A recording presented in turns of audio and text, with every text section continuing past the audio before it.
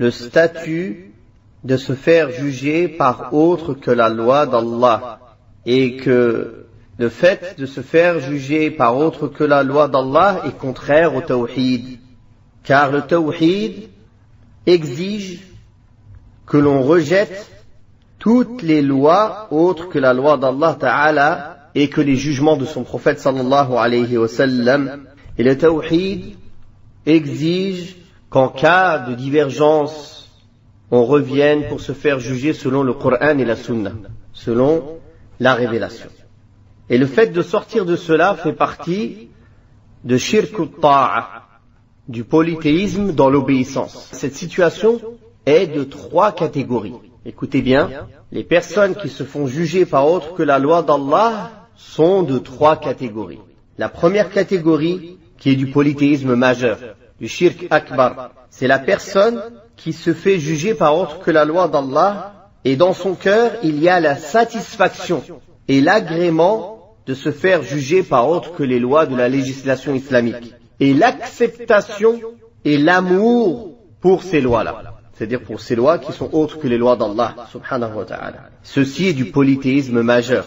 Donc quand la personne a ce désir dans son cœur de se faire juger par autre que les lois d'Allah tabaraka wa ta'ala, de se faire juger par autre que Allah ta'ala et les jugements qu'il a révélés à son prophète sallallahu alayhi wa sallam, ceci est du polythéisme majeur.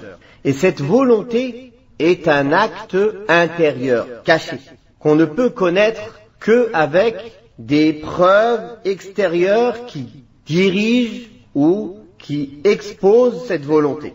Car Allah Ta'ala, dans ce verset de ceux qui veulent se faire juger par le Tarout, il parle des hypocrites. Et juste après ce verset, qui est le verset du chapitre, Allah Tabaraka wa Ta'ala dit وَإِذَا قِيلَ لَهُمْ تَعَالَوْا إِلَى مَا أَنزَلَ اللَّهُ وَإِلَى الرَّسُولِ رَأَيْتَ الْمُنَافِقِينَ يَصُدُّونَ عَنْكَ صُدُودًا. Et quand on leur dit, venez à ce qu'Allah a révélé et à son messager, tu vois les hypocrites rejeter cela et s'écarter très loin de toi, c'est-à-dire du prophète sallallahu alayhi wa sallam. Donc Allah Ta'ala, dans Surat An-Nisa, a montré les caractéristiques et les preuves extérieures comme quoi ces personnes, ces hypocrites, voulaient et aimaient et désiraient se faire juger par le Tarout et par autre que la loi d'Allah Tabaraka wa Ta'ala.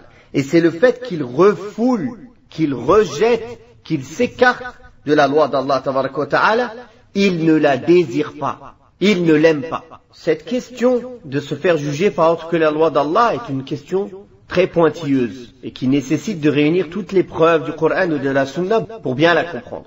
Donc la première catégorie qui est du shirk akbar, c'est quand la personne, elle désire, elle agrée, elle accepte et elle aime le fait de se faire juger par autre que la loi d'Allah.